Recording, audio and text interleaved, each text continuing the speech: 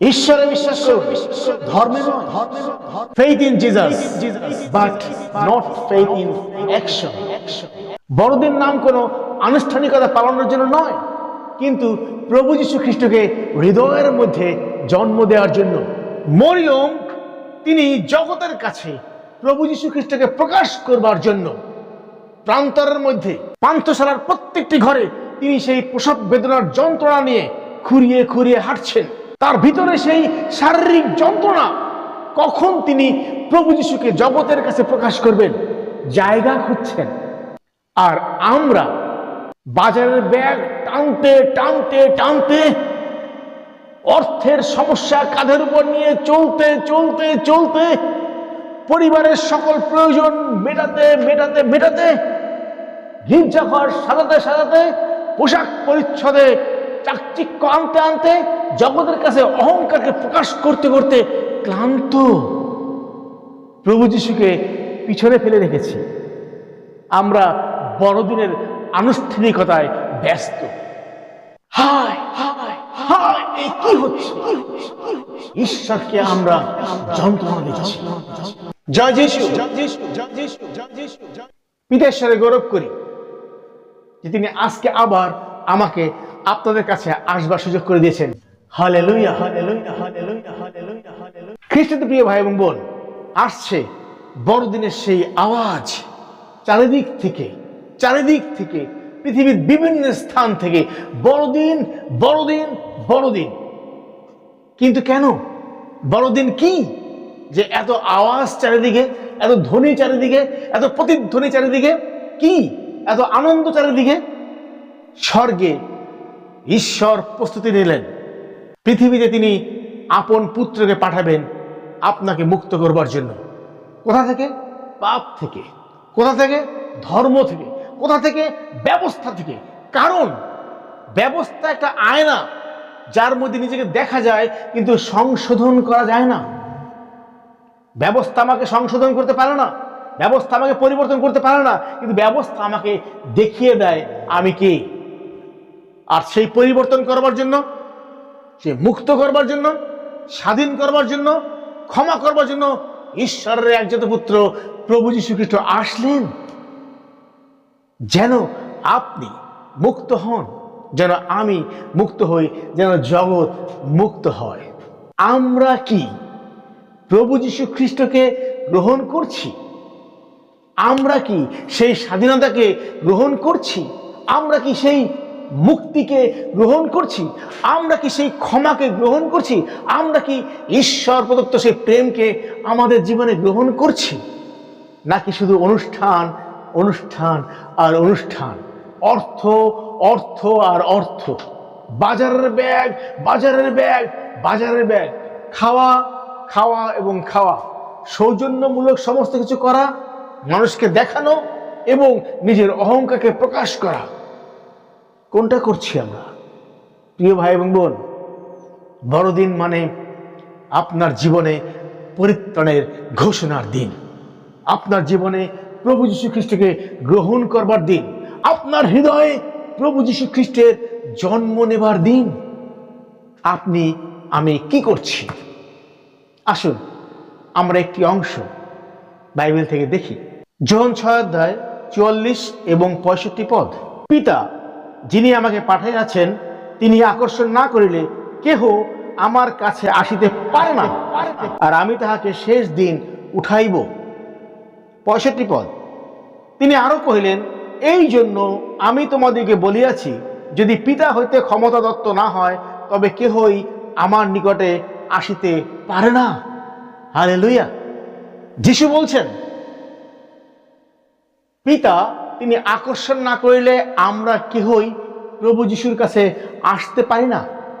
অথচ প্রভু যীশু খ্রিস্টই হলেন সেই প্রেমের প্রকাশ, অথচ প্রভু যীশু খ্রিস্টই হলেন সেই পথ সত্য জীবন, অথচ প্রভু যীশু খ্রিস্টই হলেন ঈশ্বরের একজাত পুত্র, অথচ প্রভু যীশু খ্রিস্টই হলেন আমার একমাত্র ত্রাণকর্তা, যিনি আমার জন্য জন্ম নিয়েছেন, আমার জন্য মৃত্যুবরণ করেছেন, আমার জন্য পুনরুত্থিত হয়েছেন এবং যিনি স্বর্গে সমাসীন আমাদেরকে নিয়ে। অথচ সেই প্রভু যিশুর কাছে আমরা আসতে পারি না। যদি পিতা ঈশ্বর আকর্ষণ না করেন? কেন? এবং প্রভু যীশু খ্রিস্ট নিজে বলেছেন, আমার কাছে তোমরা আসতে পারো না যদি পিতা আকর্ষণ না করেন। দুইটি জায়গায় তিনি বলেছেন একই কথা। প্রিয় ভাই এবং বোন, আমরা যদি আদি পুস্তক 1 অধ্যায় ফিরে যাই, সেখানে ঈশ্বর বলছেন, আইসো আমরা আমাদের প্রতিমূর্তিতে মনুষ্য নির্মাণ করি। এবং তিনি পুরুষ ও স্ত্রী করিয়া মনুষ্য নির্মাণ করিলেন। কার প্রতিমূর্তিতে? ঈশ্বরের প্রতিমূর্তিতে। কার সদৃশ্যে? ঈশ্বরের সদৃশ্যে। হালেলুয়া। ঠিক 3 অধ্যায় আমরা দেখতে পাই শয়তান এসে মানুষকে চ্যালেঞ্জ ছেড়ে দিল। কি চ্যালেঞ্জ ছেড়ে দিল? সত্যি কি ঈশ্বর বলেছেন তোমাকে এই গাছের ফল খেও না? এবং তারপর শয়তান আবার বলছে, এই গাছের ফল খেলে তুমি ঈশ্বরের সদৃশ্য হইবে। আদম ভুলে গেল, ঈশ্বর আদমকে ঈশ্বরের সদৃশ্য করেই নির্মাণ করেছেন। আদম ভুলে গেল এবং আদম সেই ঈশ্বরের সদৃশ্য হবার জন্য আবার ওই নিষিদ্ধ ফলটিকে খাইতে বাসনা প্রকাশ করলো এবং সে খেল। আমাদেরকে ঈশ্বর নিজ প্রতিমূর্তিতে নিজ সদৃশ্যে নির্মাণ করলেন, আমরা ভুলে গেছি। আমাদের সেই অবস্থানকে শয়তান দখল করেছে এবং সে আমাদেরকে সেই অবস্থানে ভুল পথ দিয়ে পাঠানোর জন্য প্রক্রিয়া ব্যবহার করেছে। আমাদেরকে লোভ দেখিয়েছে, আমাদেরকে উস্কানি দিয়েছে। আমরা বুঝতে পারিনি যে আমাদেরকে উস্কানি দিয়ে ফুলিয়ে ফাঁপিয়ে দিয়েছে। আমরা ঈশ্বরের সমান হবার জন্য দৌড়াচ্ছি, কিন্তু আমরা ভুলে গেছি ঈশ্বর নিজ সদৃশ্যে আমাদেরকে নির্মাণ করেছেন। ঈশ্বরের জন্য এটা অপমানজনক, দুঃখজনক, কষ্টজনক, যন্ত্রণাজনক যে আমরা তাকে ভুলে গেছি। একই রকম ভাবে শয়তান মথি 4 অধ্যায় যিশুর কাছে এসেছিল এবং যিশুকে বলছে, তুমি যদি ঈশ্বরের পুত্র হও তাহলে এই পাথরগুলিকে রুটি হতে বলো। প্রিয় ভাই এবং বোন, একই প্রক্রিয়া। যদি তুমি ঈশ্বরের পুত্র হও, প্রভু যিশু জানেন তিনি ঈশ্বরের পুত্র। অতএব তার এই ঈশ্বরের পুত্র পরিচয়কে প্রমাণ দেবার জন্য কোনো কিছু করবার প্রয়োজন নাই। কিন্তু আমরা সেই প্রমাণ দেবার জন্য দৌড়াচ্ছিলাম, যে কারণে আমরা পাপে পতিত হলাম, যে কারণে আমরা ব্যবস্থার মধ্যে পতিত হলাম, যে কারণে আমরা ধর্মের মধ্যে পতিত হলাম। প্রিয় ভাই এবং বোন, যিশু কিন্তু সেই ভুলটি করেননি। তিনি উত্তর দিলেন, মনুষ্য কেবল রুটিতেই বাঁচে না, কিন্তু ঈশ্বরের মুখ নির্গত প্রত্যেকটি বাক্যে সে বাঁচে। হালেলুয়া। যে প্রভু যীশু খ্রিস্ট আমাদের জন্য সেই কাজটি করেছিলেন, যে জন্য আমরা এখন বেঁচে আছি। হালেলুয়া। প্রিয় ভাই এবং বোন, এখনো আমরা শয়তান কর্তৃক ভুল পথে যাচ্ছি, মিথ্যা পথে যাচ্ছি, নরকের পথে যাচ্ছি, ঈশ্বর থেকে দূরে সরে যাচ্ছি এবং আমরা ঈশ্বরকে জলাঞ্জলি দিচ্ছি, অপমানিত করছি। আর তাই ঈশ্বর নিজেই সিদ্ধান্ত নিলেন যে আমাদেরকে উদ্ধার করবেন, তিনি তার পুত্রকে পাঠাবেন এবং আমাদেরকে তিনি আকর্ষণ করে পুত্রের কাছে নিয়ে আসবেন, যেন আমরা আর সেই উস্কানিমূলক কথায় ভুল পথে না যাই, যেন আমাদের কাছে আর সেই উস্কানিমূলক কথা না আসে, যেন আমাদের কাছে ভ্রান্ত কথা না আসে, যেন আমাদের কাছে আর ভুল পথ না আসে, যেন আমাদের কাছে আর শয়তানের কোনো খবর না আসে। আর এই জন্য যিশু বলছেন, ঈশ্বর আকর্ষণ না করিলে কেহই আমার নিকটে আসিতে পারে না। প্রিয় ভাই এবং বোন, আমরা অনেকেই বলি আমরা খ্রিস্টিয়ান, অনেকেই বলছি আমরা খ্রিস্টিয়ান, কিন্তু আমরা প্রতিমা পূজা করছি। অনেকেই বলছি আমরা খ্রিস্টিয়ান, কিন্তু আমরা মূর্তি পূজা করছি। অনেকেই বলছি আমরা খ্রিস্টিয়ান, কিন্তু আমরা সারা ঘরের ভিতরে মূর্তি সাজিয়ে রাখছি। শয়তানের কর্মকাণ্ড। যদি ঈশ্বর আমাকে আকর্ষণ করেন আর আমি যখন যদি যিশুর কাছে আসি, তখন আমার ভিতরে কোনো রকমের দ্বিধা দ্বন্দ্ব থাকবে না, কোনো রকমের মূর্তি পূজা থাকবে না, কোনো রকমের দুষ্ট চিন্তা থাকবে না, কোনো রকমের জিজ্ঞাসা থাকবে না, কোনো রকমের সন্দেহ থাকবে না, কিন্তু শুধুমাত্র প্রভু যিশুর প্রতি আমাদের বিশ্বাস থাকবে, যে বিশ্বাসে আমরা যিশুকে গ্রহণ করতে সমর্থ হই এবং আনন্দ উল্লাস করি, যেখানে আমাদের অহংকার থাকবে না, যেখানে আমাদের সেই বাজারের ব্যাগ বহন করবার যন্ত্রণা থাকবে না, যেখানে আমাদের সেই মাথার উপরে অর্থের ঋণ থাকবে না, যেখানে আমাদের সাংসারিক ঝামেলা থাকবে না। আর যখন আমরা শয়তানের প্রলোভনে, শয়তানের কুচিন্তায়, শয়তানের উস্কানিতে, শয়তানের মোহতে আমরা যিশুর কাছে আসি, তখন আমরা যিশুকে পেতে আসি না, তখন যিশুর নামটাকে ব্যবহার করতে আসি।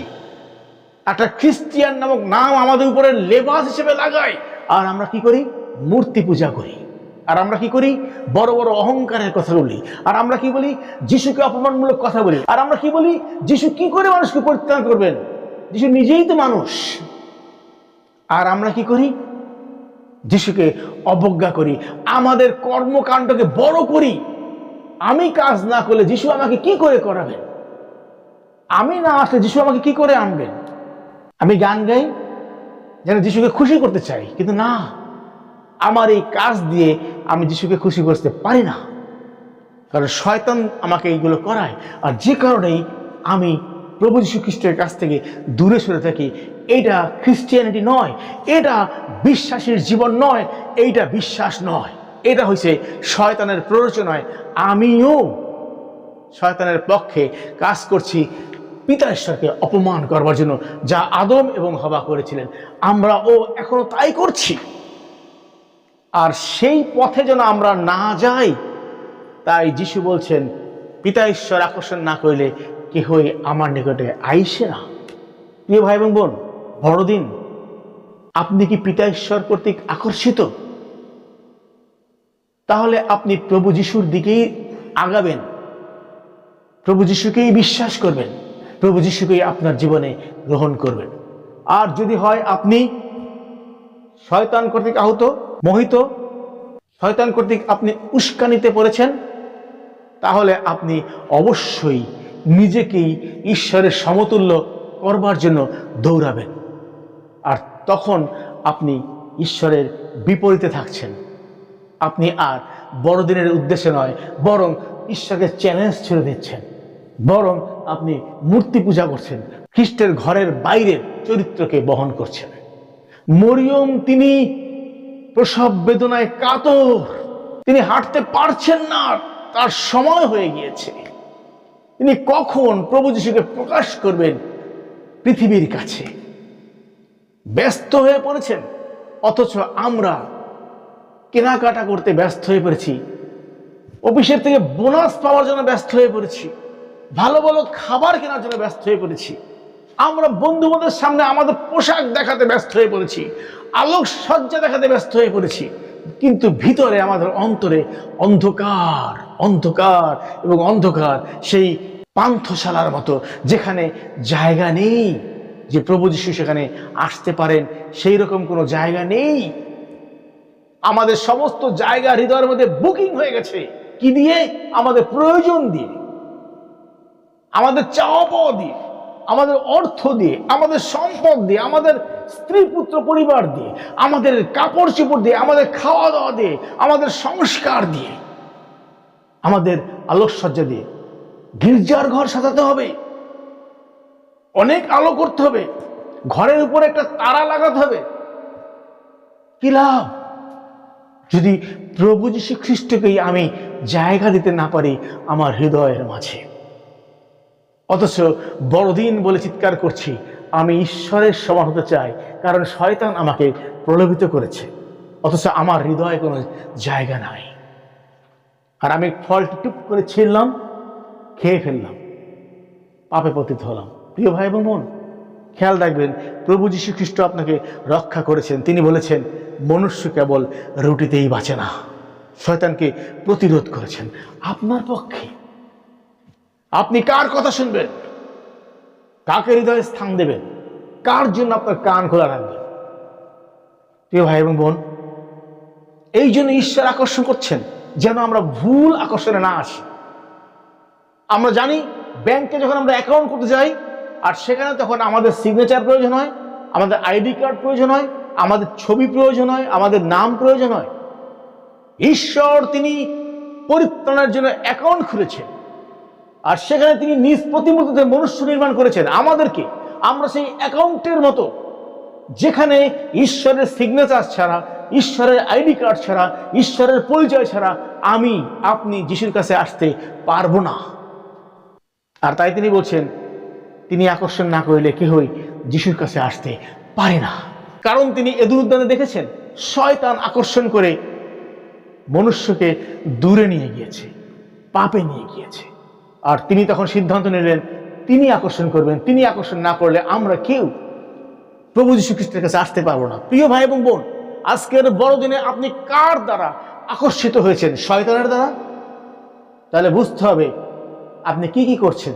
যদি আপনি জগতের মত্তে মেতে থাকেন, যদি জগতের দ্রাক্ষারসে আপনি মত্ত হয়ে থাকেন, যে জগতের জৌলসে আপনি মত্ত হয়ে থাকেন, যে জগতের চাওয়া পাওয়া দিয়ে আপনি মত্ত হয়ে থাকেন, যদি জগতের আলোকসজ্জার মধ্যে আপনি মত্ত হয়ে থাকেন, আপনি শয়তান দ্বারাই আকর্ষিত আছেন। মরিয়ম তিনি বিশ্বাস করলেন স্বর্গদূতের কথায়, আর তিনি বললেন আপনার কথাই সিদ্ধ হোক। আর তিনি সেই বিশ্বাসে প্রভু যিশুকে গ্রহণ করলেন তার গর্ভে। প্রিয় ভাই এবং বোন, আপনার হৃদয় গর্ভে আপনি কি বিশ্বাসে প্রভু যিশুকে গ্রহণ করেছেন, নাকি জগতের দ্রাক্ষারসে আপনি মত্ত হয়েছেন? তাহলে আপনি নিশ্চিত থাকেন যে আপনি পরিত্রাণের ছোঁয়া পাননি, আপনি বড়দিনের আনন্দ পাননি, আপনি মুক্ত হননি, স্বাধীন হননি। আপনার কাছে বড়দিন বৃথা। আপনার কাছে বড়দিন শব্দটি হলো শুধুমাত্র জগৎকে দেখানোর জন্য, আপনার নিজের জন্য তা কোনো আশীর্বাদের হয়ে আসবে না। প্রিয় ভাই এবং বোন, যাকব 2:26 পদ, কার্যবিহীন বিশ্বাস মৃত, যেমন প্রাণবিহীন দেহ মৃত। আমরা বিশ্বাস করি কার্যকে প্রুভ করবার জন্য, আর যখন আমরা কার্যকে প্রুভ করি তখন কার্য বিশ্বাসকে সিদ্ধ করে। যাকব 2 অধ্যায়।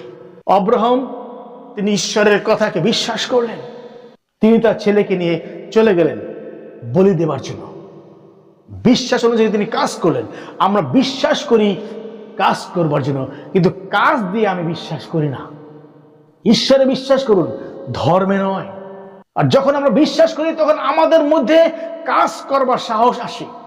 অব্রাহাম তাই করলেন এবং প্রমাণ করলেন তা দিয়ে যে ইয়েস তিনি বিশ্বাস করেন। আর তখনই তিনি ঈশ্বরের কাছে ধার্মিক বলে গণিত হলেন। বসে বিশ্বাস করলেন যে ওই স্থান পবিত্র স্থান যেখানে ঈশ্বর আছেন। যাকব বিশ্বাস করলেন যে ওই স্থান পনুয়েল যেখানে তিনি ঈশ্বরকে দেখেছেন।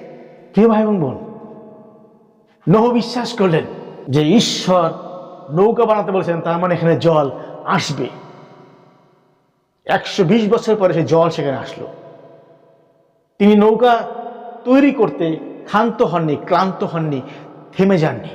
তিনি বিশ্বাসে সেই কাজ করতেছিলেন, আর সেই কাজ বিশ্বাসকে সিদ্ধ করল। প্রিয় ভাই এবং বোন, মরিয়ম তিনি বিশ্বাস করলেন, আর সে বিশ্বাস অনুযায়ী তিনি যিশুকে রিসিভ করলেন। আর তারপরে সেই কাজ শুরু হলো। যিশুকে প্রকাশ করবার জন্য তিনি ব্যস্ত হয়ে পড়লেন। কিন্তু যোসেফ